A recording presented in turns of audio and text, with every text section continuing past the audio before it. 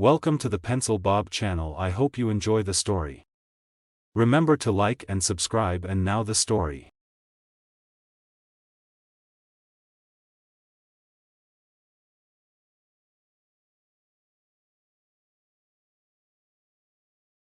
Karen was not happy. She stood by the edge of the pool, her arms crossed tightly over her chest as she watched the children splashing around and having fun. It wasn't that she didn't like children, but their rowdy behavior was getting on her nerves. She glanced over at the lifeguard, a young woman with a whistle around her neck, and made up her mind. Karen's steps echoed with determination as she made her way towards the lifeguard's chair, her eyes fixed on the figure perched high above the poolside. With each step, her frustration grew, fueled by the raucous laughter and splashing of the children nearby. She reached the base of the chair and cleared her throat loudly, her impatience palpable. "Excuse me," Karen began, her voice cutting through the din of the pool. It was firm, commanding attention. "Do you see what those children are doing?" She gestured towards the group of youngsters, their antics becoming increasingly wild. "They're being far too loud and disruptive. This is a public pool, not a playground. You need to enforce some rules here." The lifeguard, a young woman with a ponytail and a whistle dangling around her neck, peered down at Karen with a mixture of surprise and skepticism. She adjusted her sunglasses and frowned slightly, unsure of how to respond to this unexpected confrontation. "Ma'am, we do have rules in place for safety," the lifeguard replied, her tone measured. "But part of coming to a public pool is to enjoy oneself. As long as they're not endangering anyone, a bit of splashing and laughter is to be expected." Karen's brow furrowed in frustration, her grip tightening on the straps of her bag. "That's not good enough," she retorted, her voice rising slightly. "This level of noise and chaos is unacceptable. I demand that you put a stop to it immediately." The lifeguard sighed, feeling the weight of Karen's displeasure bearing down on her. She glanced around at the other swimmers, some of whom were beginning to take notice of the escalating situation. She knew she had to tread carefully, but she also had a duty to uphold the rules of the pool. "I understand your concern, ma'am," the lifeguard replied, trying to remain calm. "But we have to strike a balance between safety and enjoyment. As long as the children aren't putting themselves or others at risk, I'm afraid there's not much more I can do." Karen's frustration boiled over, her cheeks flushing with anger. She took a step closer to the lifeguard, her voice trembling with intensity. "I won't stand for this," she declared, her tone icy. "If you won't enforce the rules, then I'll have no choice but to report you to your manager. This behavior is completely unacceptable." The lifeguard shifted uncomfortably in her chair, feeling the weight of Karen's threat hanging in the air. She knew she had a duty to uphold the rules of the pool, but she also knew that bending to the will of every disgruntled patron was a slippery slope. She met Karen's gaze evenly, trying to convey a sense of understanding. "I'm sorry you feel that way, ma'am," the lifeguard replied, her voice tinged with regret. "But we have to consider the needs of all our patrons, not just one individual. I'll do my best to keep an eye on the situation, but I can't promise to intervene unless there's a genuine safety concern." Karen's jaw tightened in frustration, her eyes flashing with indignation. She opened her mouth to retort, but before she could speak, a loud splash interrupted her train of thought. She turned to see one of the children, a small boy with a mischievous grin, cannonballing into the pool with a mighty splash. With a frustrated huff, Karen turned back to the lifeguard, her resolve hardening. "This is unacceptable," she repeated, her voice dripping with disdain. "I'll be speaking to your manager about this. You haven't heard the last of me." And with that, she turned on her heel and prepared to storm off, leaving the lifeguard to grapple with the fallout of their encounter. The lifeguard exhaled deeply, her demeanor composed as she sought to diffuse the escalating tension. "Ma'am, I understand your concerns, but our primary responsibility is ensuring the safety of all patrons. We can't accommodate every personal preference without compromising safety standards." Karen's frustration bubbled over, her protests intensifying with each word.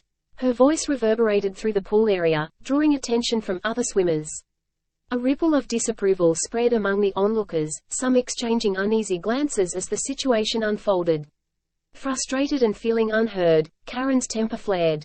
Without warning, she lunged forward, attempting to push the lifeguard into the pool. But the lifeguard, quick to react, sidestepped out of the way, causing Karen to lose her balance and tumble into the water with a splash. For a moment, there was stunned silence as Karen surfaced, sputtering and gasping for air. The lifeguard leaned over the edge of the pool, her expression a mix of concern and exasperation. "Ma'am, I'm going to have to ask you to leave," she said firmly. "Your behavior is unacceptable, and if you don't go willingly, I'll have to call the police." Karen's cheeks flushed with embarrassment as she realized the gravity of the situation. She reluctantly made her way out of the pool, the eyes of the other swimmers following her every move. As she reached the edge, she turned back to glare at the lifeguard one last time before leaving, dripping wet and defeated. The rest of the day at the pool passed without incident, the children returning to their games and the lifeguards keeping a watchful eye over the water. But for Karen, the memory of her public pool predicament would linger long after her clothes had dried and the water had been drained from her ears. It served as a stark reminder that attempting to micromanage every detail often results in disorder and humiliation, a lesson Karen remained oblivious to.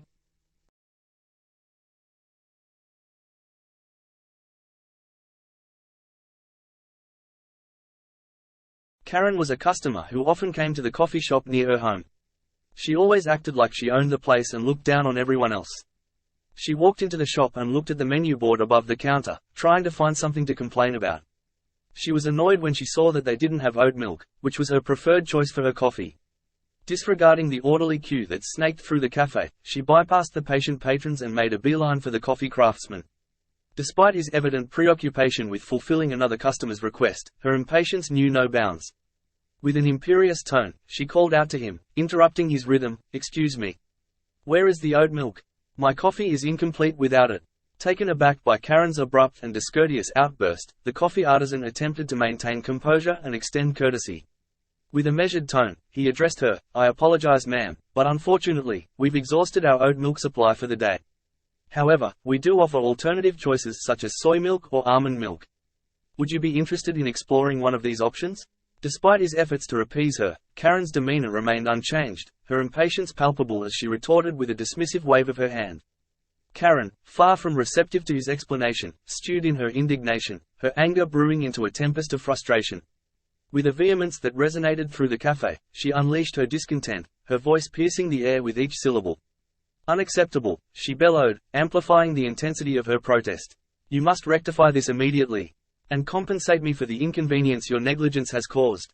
Her demands echoed, punctuating the tense atmosphere as she awaited a response, her stance unwavering in the face of any potential rebuttal. The other people in the shop heard her and looked at her. Some of them thought she was being unreasonable and rude. One of them, a man who was sitting near the counter, decided to say something to her. "Hey lady, why don't you just calm down and choose something else? It's not a big deal. It's just coffee." Karen spun on her heel, her expression twisted into a scowl of disdain as she directed her ire towards him. Asserting herself with a sharp tone, she snapped, "Keep out of this. It's none of your concern. I'm well acquainted with the owner of this place and let me assure you, he won't take kindly to this level of incompetence. Heads will roll, mark my words." Her threat lingered in the air, a palpable tension underscoring her words as she sought to assert her authority in the situation. What Karen didn't realize was that the owner happened to be in his office situated at the rear of the shop. Startled by the clamor, he emerged to assess the situation firsthand. Witnessing Karen's aggressive behavior towards both his staff and clientele, his displeasure simmered. It was evident that her actions had not escaped his notice, and his dissatisfaction with her conduct was palpable. Advancing purposefully towards the counter, his footsteps resonating with authority, he calmly posed the question, "What appears to be the matter?" His timely intervention acted as a barrier, effectively halting Karen in her tracks and putting an abrupt end to her tirade, sparing the atmosphere from further escalation. Karen was a little scared when she saw him, but she tried to act tough. She said to him, "Well, you see, I've been coming here for a long time, and I've never been treated so badly. Your workers have been very mean and lazy. They don't have the things I want, and they don't care about me." The owner looked at the coffee maker, who shook his head to tell him that it wasn't true. He was doing his best to serve the customers. Then, the owner looked at Karen again and said to her in a strong voice, "I'm sorry you feel that way, but you can't act like this in my shop. You are being rude and disruptive. You are bothering my staff and my customers. I'm going to ask you to leave." Karen's disbelief was evident as she retorted, "Are you kidding me? You're actually asking me to leave? All because I requested some oat milk?" Her incredulity reverberated in her words, disbelief mingled with indignation as she grappled with the abruptness of the owner's decision. The owner nodded resolutely, his stance unwavering as he affirmed, "Indeed, I am. I no longer wish for your presence here. You are no longer welcome in my establishment." His words were firm, carrying a finality that left no room for negotiation, signaling the end of Karen's patronage at his shop. Karen's fury ignited, fueling her actions as she swiftly gathered her belongings and stormed out of the shop. With an audible crash, she slammed the door behind her, the force of her departure reverberating through the air. Her exit was punctuated by a clamor of noise, drawing relieved glances from the other patrons who were grateful for the return of tranquility in the wake of her departure. With Karen's departure, the owner shifted his attention to the coffee maker, a knowing smile playing on his lips. "Quite the scene, wasn't it?" he remarked, his tone laced with empathy. "I apologize for putting you through that ordeal." He acknowledged the discomfort the situation might have caused, offering a gesture of understanding and support to his employee. And just like that, the coffee shop returned to its peaceful ambience, the echoes of Karen's outburst fading into the background. Her tantrum became a fleeting memory as the tranquility settled back over the place, with patrons and staff alike swiftly moving on from the disruption.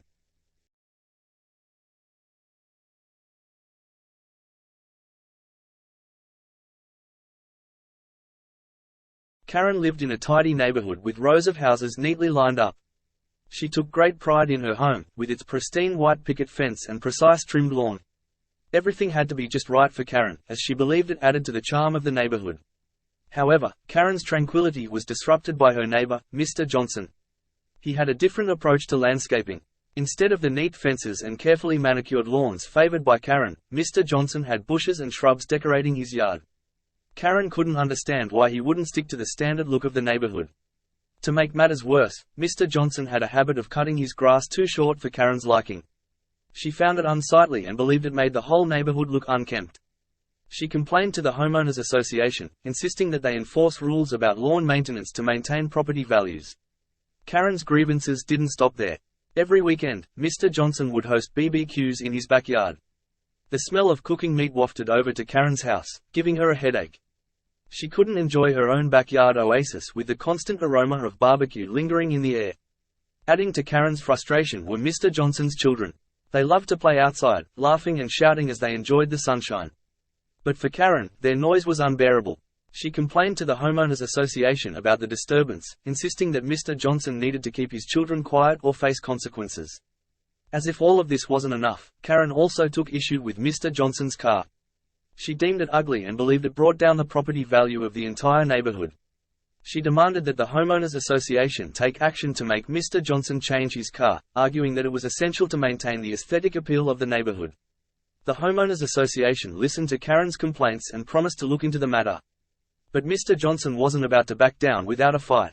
He loved his home and his family, and he wasn't going to let Karen dictate how he should live his life. Mr. Johnson met with the Homeowners Association to address Karen's concerns.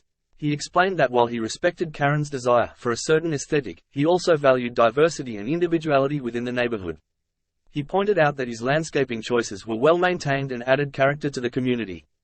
Regarding the BBQs, Mr. Johnson offered to be more mindful of the smoke and noise, but he also reminded Karen that enjoying time with family and friends was an important part of life. As for his children playing outside, he promised to remind them to be respectful of their neighbors, but he refused to stifle their youthful energy and joy. When it came to his car, Mr. Johnson defended his right to choose a vehicle that suited his needs and preferences. He argued that the value of a neighborhood wasn't solely determined by superficial appearances but by the sense of community and the relationships between neighbors. In the end, the Homeowners Association decided to uphold the rules regarding lawn maintenance but allowed Mr. Johnson to keep his landscaping as long as it remained well kept. They also encouraged both Karen and Mr. Johnson to find a compromise regarding the BBQs and noise levels, emphasizing the importance of mutual respect and understanding. As for Mr. Johnson's car, the Homeowners Association agreed that it was his personal choice and didn't warrant any action. They urged Karen to focus on building positive relationships with her neighbors rather than fixating on superficial differences. In the end, Karen, feeling frustrated and unheard, reached a boiling point. She concluded that the only way to resolve the situation was to take legal action. With a determined resolve, she made the decision to sue everyone involved. First on her list was the Homeowners Association, whom she blamed for their inaction regarding her numerous complaints. She believed they had failed to uphold their responsibilities in maintaining the neighborhood standards, leading to her dissatisfaction. Additionally, she set her sights on Mr. Johnson, whom she held accountable for not addressing her grievances. She felt he had disregarded her concerns and continued with his perceived infractions, exacerbating her frustrations. With her mind set on litigation, Karen prepared to take her grievances to the courtroom in pursuit of what she deemed to be justice. Despite Karen's confidence in her legal pursuit, her lawsuits ultimately faltered. The court found no substantial evidence to support her claims against the Homeowners Association or Mr. Johnson. Instead, her actions were deemed frivolous and without merit. Not only did Karen fail to achieve her desired outcomes, but she also incurred substantial legal fees and court costs. With each failed attempt at litigation, Karen's financial burden grew heavier. The mounting expenses drained her savings, leaving her in a precarious financial situation. Unable to keep up with the escalating costs, Karen found herself in dire straits. In a bitter twist of fate, the very actions she had hoped would rectify her grievances only served to compound her troubles. In the end, Karen was left with no choice but to face the harsh reality of her circumstances. With her finances depleted and her options dwindling, she reluctantly made the decision to sell her house. It was a heartbreaking conclusion to her tumultuous saga, as the home she had once cherished became a symbol of her defeat. As Karen bid farewell to her home and the neighborhood she had called her own, she couldn't help but reflect on the series of events that had led her to this point. In her relentless pursuit of vindication, she had no idea what truly mattered. The sense of community and camaraderie she had never once enjoyed had been overshadowed by her own grievances, and she continued to insist it was someone else's fault.